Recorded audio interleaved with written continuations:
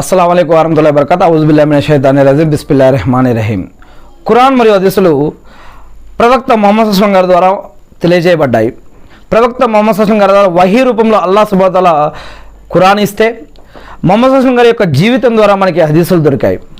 మరి ఈ యొక్క విద్య ఏదైతే ఉందో ఖురాన్ విద్య, హదీసుల విద్య, దీనిని ఎలా అర్థం చేసుకోవాలి, ఎలా నేర్చుకోవాలి, ఎలా పాటించాలి, దీంట్లో అనేక మన జీవన మరియు ఆరాధన పద్ధతుల్లో అనేక రకాల ప్రశ్నలు మగవారికి, ఆడవారికి, చిన్నలకి, పెద్దలకి, ముసలివారికి మరియు కుటుంబంలో ఉన్న వారికి, బయట ఉన్న వాళ్ళకి, నాయకులకి, విద్యార్థులకి మరియు అనేక రకాల వృత్తుల వారికి అనేక రకాల ప్రశ్నలు, సమాధానాలు వస్తూ ఉంటాయి వారి యొక్క జీవితంలో.